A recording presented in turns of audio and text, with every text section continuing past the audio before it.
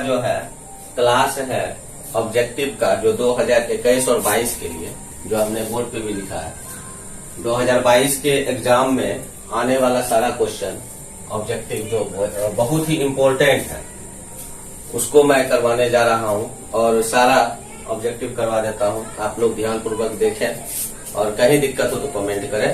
तो चलिए आज हम लोग चले वास्तविक संख्या। पहले देखिए वास्तविक संख्या कहते किसको है? वास्तविक संख्या। वास्तविक संख्या को इंग्लिश में ऊपर में लिखा है रियल नंबर। वास्तविक संख्या को दो भागों में बांटा गया है। पहला है परिमेय संख्या और दूसरा है अपरिमेय संख्या।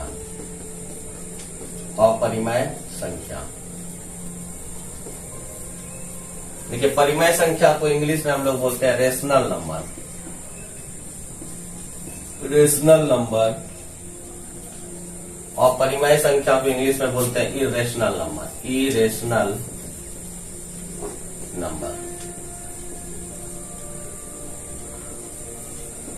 रेशनल नंबर और इरेशनल नंबर।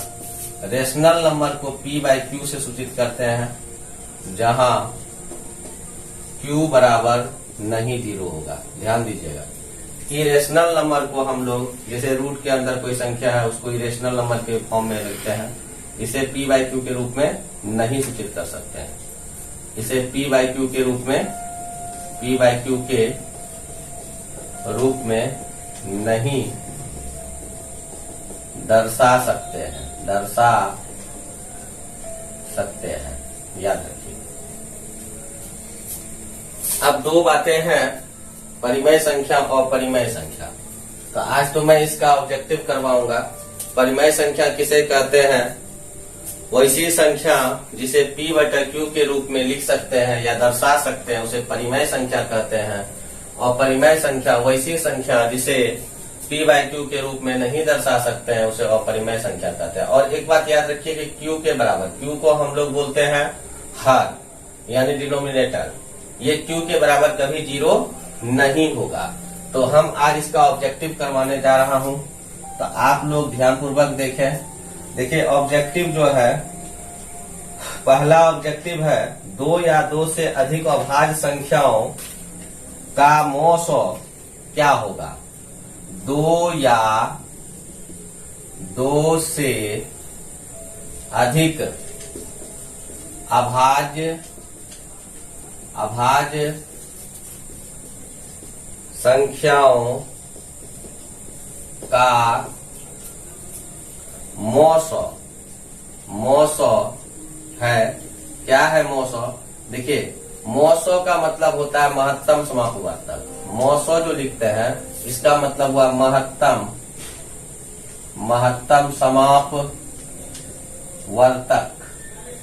समापवर्तक। शॉर्ट में इसको मौसो बोलते हैं और इंग्लिश में इसको बोलते हैं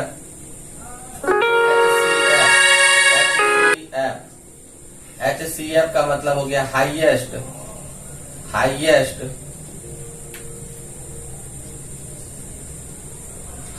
कॉमन फैक्टर। तो आप लोग जानते हैं हाईएस्ट कॉमन फैक्टर होता है H for highest, C for common, F for factor. का ऑब्जेक्टिव नंबर 1, A नंबर का ऑब्जेक्टिव A इसमें लिखते हैं 1 होगा, B में होगा 2 और C में आपको 3 और D में कहता है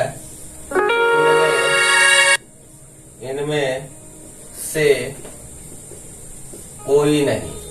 अब सवाल उठता है कि देखिए 2 या 2 से अधिक अभाज्य संख्याओं का मौसो है, क्या है? 1, 2, 3 या इनमें से कोई नहीं। तो हम लोग जानते हैं अभाज्य संख्या किसे कहते हैं? वैसी संख्या जिसका गुणनखंड 1 हो या स्वयं हो। अभाज्य संख्या उसे कहते हैं जिसका गुणनखंड 1 हो या स्वयं हो, उसे अभाज्य संख्या कहते थे। इसमें देखिए कि अभाज्य संख्या तब तो आपको समझ में आ गया होगा कि 2 या 2 से अधिक अभाज्य संख्याओं का मौसो कितना होगा? तो मौसो भी 1 ही होगा। महत्तम समापवर्तक इसका जो है 1 होगा। नंबर दूसरा चलिए देखते हैं। दो परिमेय संख्याओं के बीच, दो परिमेय संख्याओं के बीच कितनी परिमेय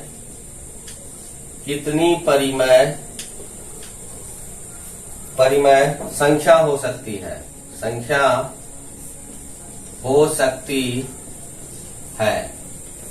देखिए कितनी परिमेय संख्या हो सकती है। देखिए दो परिमेय संख्याओं के बीच, कोई कह देता है कि दो संख्याओं के बीच कितनी संख्या होती है, तो उसी तरह से दो परिमेय संख्या के बीच कितनी संख्या हो सकती है। तो इसका आंसर आप लिख सकते हैं डायरेक्ट ही अनंत। इसका जो उत्तर होगा, आंसर होगा अनंत होगा, अनंत, याद रखिएगा। तीसरा नंबर क्वेश्चन है कि कुछ है निम्नलिखित में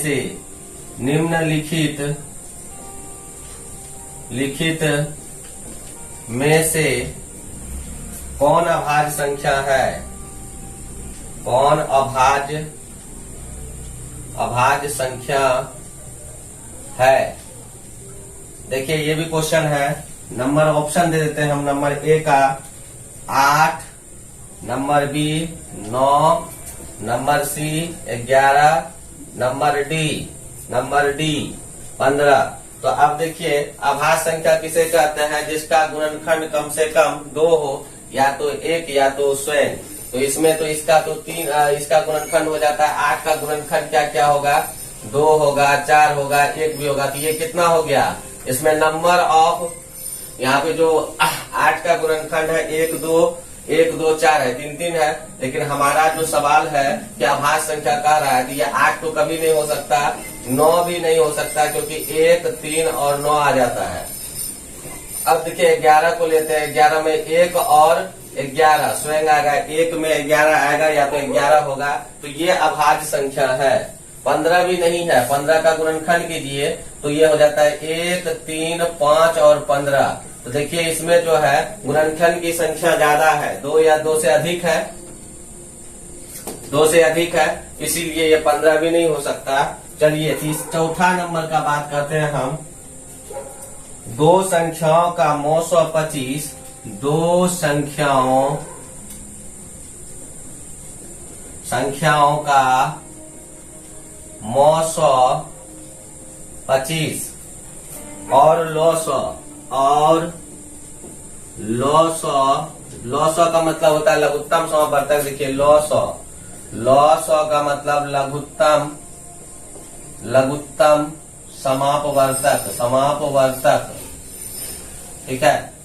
तो देखिए लौ सौ इसका दिया हुआ है 50 है, तो संख्याओं का गुणनफल होगा, संख्याओं का गुणनफल होगा। देखिए ऑप्शन देते हैं हम। इसका ऑप्शन ए नंबर में देते हैं कि 1150, बी नंबर है 1250, सी नंबर है 1350 और डी नंबर है 1450। अब देखिए दोनों संख्याओं का गुणनफल ज्ञात करने बोलता है। एक का मौ 100 दिया हुआ है, 25 950 दिया है, तो संख्याओं का गुणनफल। जब 25 और 50 का गुणा करें हम, 900 और 900 को दोनों को गुणा कर दें, तो आंसर मेरा आ जाता है 1250। गुणा करके देख लीजिए आप, 1250 होता है। देखिए 25 गुना 50 बराबर हो जाता है 25 पंचे 125, एगो शून्य इसका बैठा दीजिए, तो ये 1250। तो बी नंबर इसका ऑप्शन होगा। आगे चलिए, आगे देखते हैं फिर।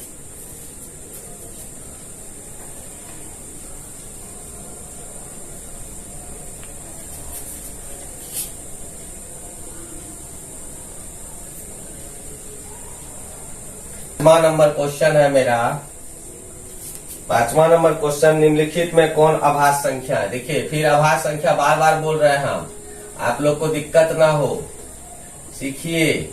निम्नलिखित में कौन अभाज्य संख्या है, निम्नलिखित में कौन अभाज्य संख्या है। फिर ऑप्शन दे रहे हैं हम। देखिए option number A 15, option number B 12, option number C 75, option number D 23। अब देखिए निम्नलिखित में कौन अभाज्य संख्या है। इसमें देख रहे हैं कि सब तो भाज्य है, लेकिन जो है 23 है जो अभाज्य है, क्योंकि इसका गुणनखंड 1 या स्वयं है। चलिए छठा नंबर का क्वेश्चन है मेरा। छठा नंबर का क्वेश्चन है, निम्न में कौन अपरिमेय संख्या नहीं है? निम्न में कौन अपरिमेय संख्या नहीं है? अब देखिए इसका ऑप्शन देते हैं हम। बताइए आप लोग कि कौन अपरिमेय संख्या नहीं है। √11, उसके बाद √15, सी नंबर में है √9 इंटू √16, और डी नंबर में है √5। तो देख लीजिए इसमें कौन अपरिमेय नहीं है। परिमेय नहीं बोला जा रहा है, अपरिमेय नहीं है। तो जब इसका रूट निकालेंगे, जैसे मान लेते हैं √9 का होता है √3 इंटू 3। तो आप जानते हैं एक छाता के अंदर कितने आदमी रह सकता है? 2 अगर घुस जाए तो 1 जरूर भींगेगा। तो कम से कम जब जोड़ा आदमी रहता है तो उसमें से 1 आदमी जरूर निकलता है। तो इसमें से देखिए जोड़ा आदमी है तो 1 आदमी इसमें से निकाल दीजिए, 3 हो गया। अब उसी तरह से 16 चलते हैं, 16 को लेकर के 16 को जब तोड़ते हैं 4 इंटू 4, इसमें से 4 निकल गया। तो अब दोनों को गुना कर दीजिए तो कितना हो गया? 12। 3 गुना 4 12। 12 क्या है जी? तो ये अपरिमेय संख्या नहीं है। तो ये सी नंबर आंसर होगा। ये अपरिमेय संख्या नहीं होगा क्योंकि ये परिमेय के रूप में आ गया। 7वां नंबर का मेरा क्वेश्चन है, यूक्लिड विभाजन एल्गोरिथम। ये तो पढ़े होंगे आप लोग। यूक्लिड विभाजन एल्गोरिथम 2 धनात्मक पूर्णांकों, 2 धनात्मक पूर्णांकों के निम्न में पूर्णांकों को निम्न में किसे परिकलित करने की तकनीक है? किसे परिकलित करने की तकनीक है? तो ये भी सवाल उठता है। तो नंबर ए में है लॉस ऑफ, नंबर बी में है मॉस ऑफ, नंबर सी है भागफल, नंबर डी है शेषफल। किसको परिकलित कर सकता है? ध्यान दीजिए। तो यूक्लिड विभाजन एल्गोरिथम पढ़े होंगे। इसमें 2 धनात्मक पूर्णांकों निम्न में किसे परिकलित करने की तकनीक है। तो यहाँ पे मॉसो को परिकलित करता है, याद रखिएगा। लॉसो को नहीं, भागफल को नहीं, शेषफल को नहीं, ये मॉसो को परिकलित करता है क्योंकि भाग विभाजन को बताता है ये, और मॉसो का मतलब भाग होता है। अगला 8वां नंबर क्वेश्चन है, निम्न में कौन परिमेय संख्या है? निम्न में कौन परिमेय संख्या है? अब इसका जो है ऑप्शन है number A +3, number B 2√2/√2, number C 4 + √5, number D √6। अब देखिए निम्न में कौन परिमेय संख्या है? तो आप कटा के देख सकते हैं। तो यहाँ पर देखना है 2√2/√2। तो √2 से √2 कट गया, तो ये 2 ठीक है। +√3 भी लग रहा है कि यह परिमेय, लेकिन प्लस जब उसके आगे डाल दिया तो प्लस डाल दिया, तो प्लस का मतलब कुछ भी डाल सकते हैं, √3 डाल सकते हैं, +3 आगे में कुछ भी डाल सकते हैं। इसीलिए 100% जो है आप इस पे टिक लगाइएगा, इसे कंफ्यूज नहीं होइएगा प्लस माइनस जब डाले तो। ध्यान दीजिएगा, ये मोस्ट इम्पोर्टेंट ऑब्जेक्टिव है। देखिए, दो क्रमिक